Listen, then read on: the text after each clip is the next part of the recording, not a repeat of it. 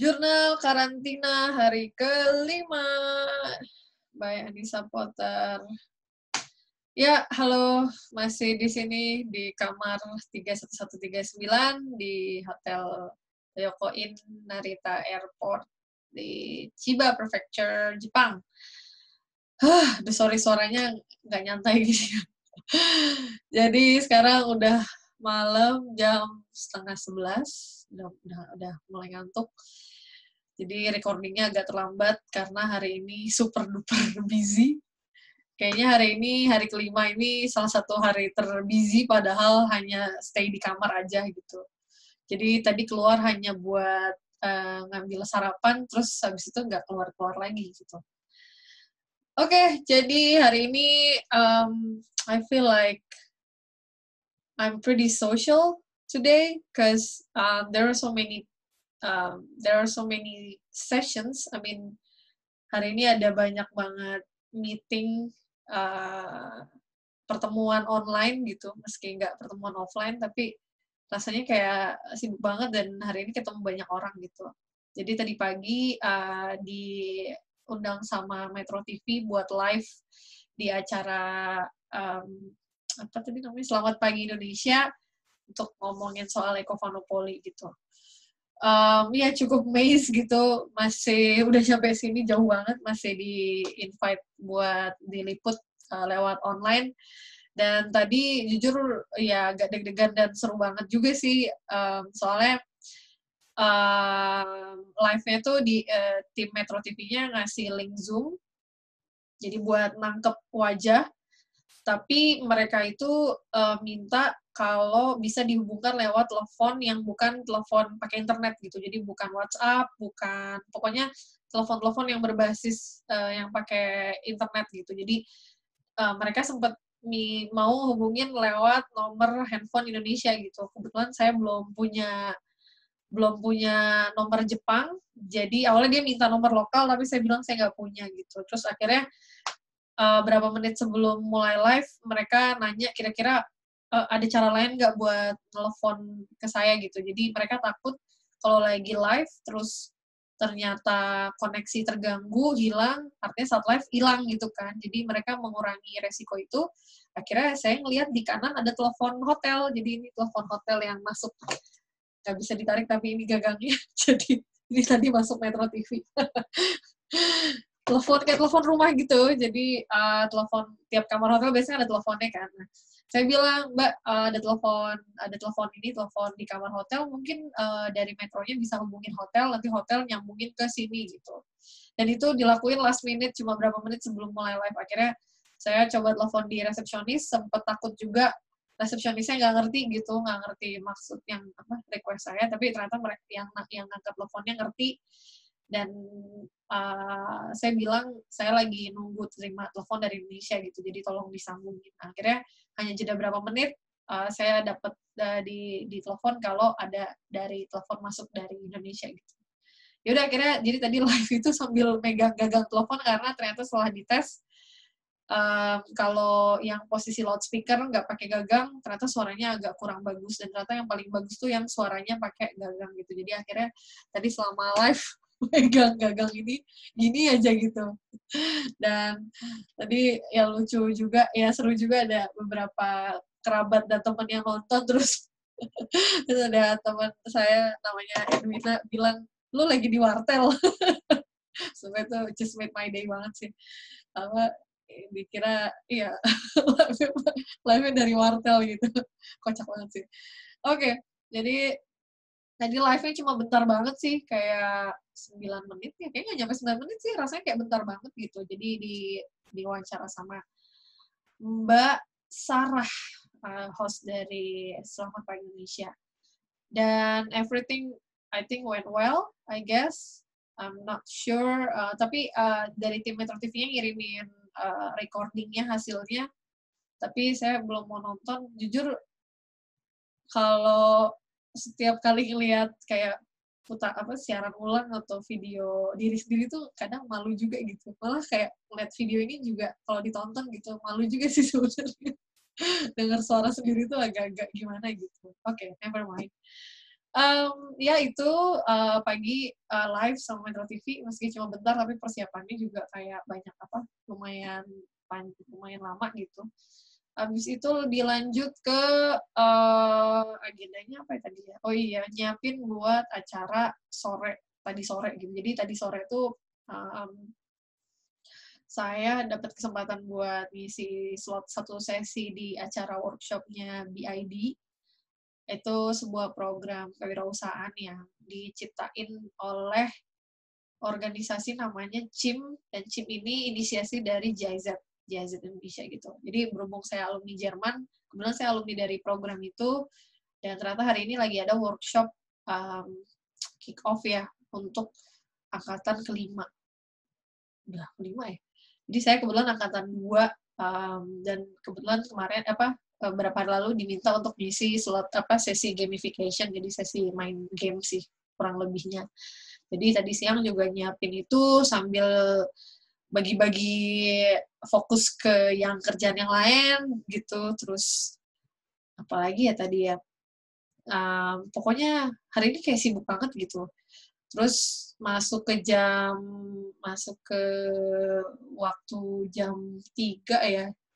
Kok jam 3 sih? Oh ya, waktu jam 3 sore, karena ini hari Senin, ini adalah hari Zemi atau meeting lab mingguan. Jadi kalau setahu saya nih ya, kalau di Jepang tuh ada kultur di dunia akademik tuh, biasanya lab itu selalu ada meeting mingguan gitu. Meeting mingguan ini dihadiri oleh si profesor sama si murid-muridnya, dan muridnya sendiri tuh nggak cuma satu degree tapi semuanya gitu, jadi S1, S2, S3 gitu ya, tapi di lab saya kebetulan adanya mahasiswa S2 sama S3 gitu, jadi itu udah jadi rutin meeting mingguan setiap Senin jam 3. Jadi tadi kita meeting lewat online, biasanya sih kalau Zemi katanya langsung ketemu tatap muka, tapi karena lagi kondisi sekarang semua Zemi dialihin ke online gitu.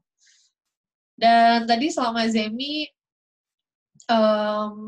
ya karena ini benar-benar minggu pertama saya di Jepang, jadi ya excited banget, senang banget. Akhirnya saya Zemi di time zone yang sama teman-teman dan profesor di lab gitu. Jadi tadi juga sensei saya sempat ya me-welcome, mengucapkan selamat datang yang akhirnya bisa nyampe juga di sini. Terus ya bla bla bla, pokoknya saya cerita lagi karantina di Narita segala macam.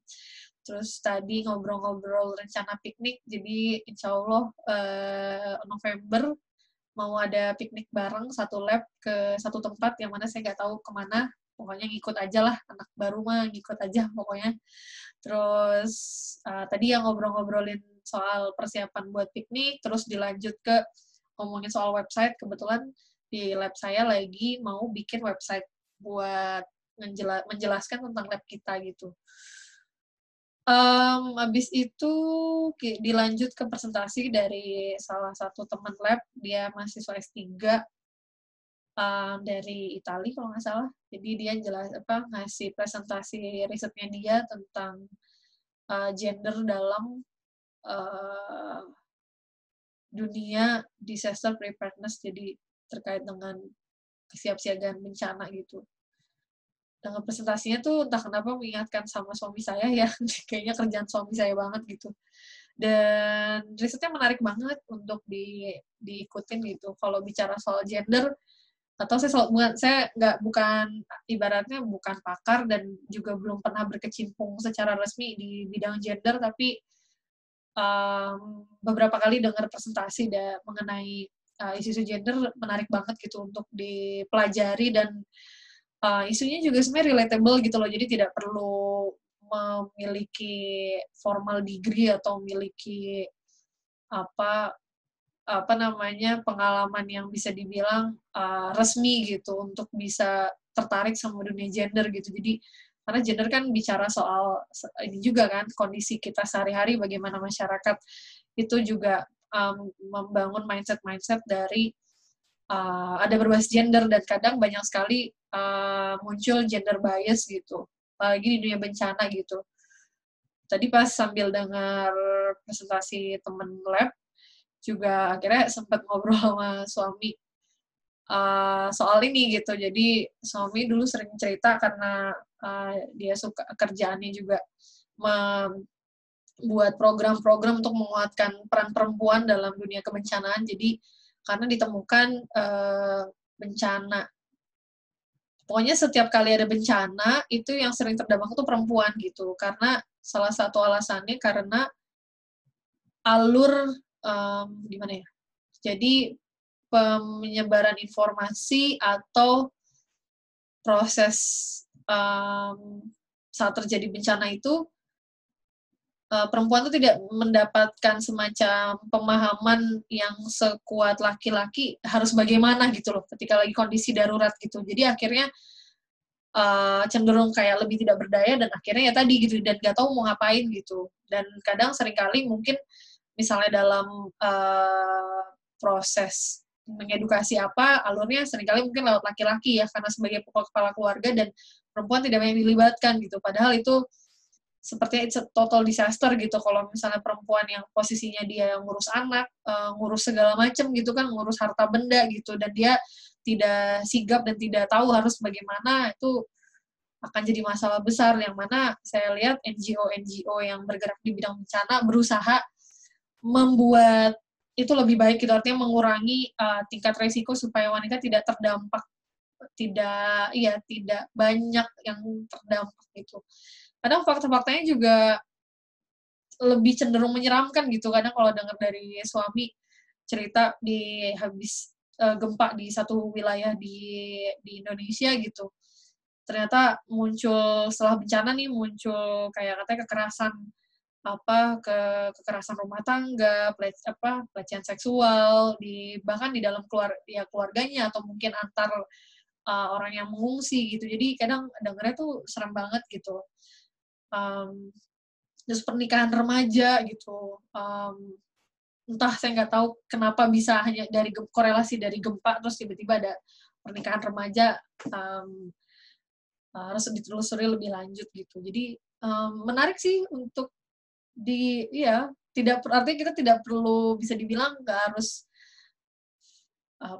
melakukan riset yang resmi atau emang fokus di situ tapi untuk tahu hal ini tuh sebenarnya penting gitu terlepas dari kita belajar apa atau kita profesinya apa gitu itu untuk Zemi seru banget biasa kalau Zemi kalau ada semacam kebaruan pengetahuan gitu it always interesting things to know ya gitu.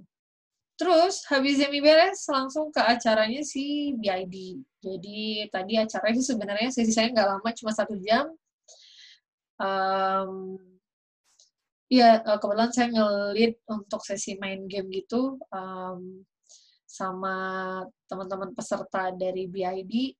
Cuma tadi karena pakai platformnya MS Team, dan sebenarnya kita udah gladi resik sebelumnya di MS Team-nya sendiri, tapi kemudian pas lagi kebetulan saya ada sesi yang memang pengen kayak Zoom gitu jadi bisa di set gallery view terus bisa lihat semua wajah peserta gitu tapi ternyata tadi kayak sempat ada kayak gangguan terus tiba-tiba nggak bisa tapi akhirnya last minute jadi bisa gitu jadi bisa lihat gitu jadi tadi agak-agak deg-degan juga karena sesi saya udah mau mulai dan artinya kalau sesi kayak gitu kalau saya udah mulai start ngomong nyapa audiens gitu itu saya kadang udah nggak bisa mikir-mikir yang lain lagi gitu pokoknya yang penting flow sesinya jalan terus sampai beres dan sesuai waktu ya on time gitu jadi tadi benar-benar ya pengalaman pertama banget untuk nge-lead acara pakai MS Team sebelumnya sih kayak pernah pakai MS Team tapi lebih sebagai peserta ya jadi lebih jadi audiens cuma join denger aja tapi kalau jadi host gitu jadi ini sesi harus tahu beberapa tools cara share screen, nge-close-nya, terus kalau ngelihat apanya gitu. Jadi tadi emang agak-agak lumayan tricky, tapi alhamdulillah sepertinya berjalan dengan lancar ya. Sebelumnya thank you buat BID for inviting me to the workshop. And selesai itu baru sadar saya lupa kalau saya belum makan siang. Jadi udah 2 hari ini lupa makan siang. Jadi padahal tuh maksudnya ini lagi karantina dan harusnya Iya, hal-hal sepele kayak makannya harusnya inget gitu loh, tapi sampai lupa gitu. Jadi baru nyadar pas acara itu beres, ya Allah lapar banget gitu perut gitu. Jadi akhirnya untung masih ada sisaan-sisaan makanan di kulkas, dikeluarin semuanya terus diangetin dan akhirnya makan. Jadi baru makan siangnya jam 7 kalau nggak salah, jam 7 setengah 8 malam gitu. Sambil makan, sambil nelfon temen yang rencananya juga mau ke sini. eh, Ngobrol bla bla bla ngalor ngidul, nggak nyangka sampai jam berapa. Terus back to do some work lagi yang ya beberapa hal-hal perintilan-perintilan. Jadi kayak selama karantina tuh saya menemukan kayak banyak banget hal perintilan yang mana harus dikerjain, tapi kadang akhirnya ngeganggu planning awal gitu loh. Bukan nggak ganggu sih, maksudnya jadi men-skip rencana awal yang sebenarnya mau dijalankan gitu. Karena ada aja gitu hal-hal perintilan-perintilan yang harus diberesin gitu. Ya, tapi overall hari ini cukup very productive. Dan sekarang mungkin waktunya untuk istirahat sejenak sebelum melanjutin lagi agenda besok. Masih banyak banget yang harus dikerjain. Ini post-it udah ngantri ditempel di depan. Oke, semoga bisa selesai. Oke, sekian untuk jurnal karantina hari ke-5. Kayaknya bakal nggak berasa sih nanti sampai hari ke-15. So, sampai ketemu lagi di jurnal ke-6. Oh ya, suminasai.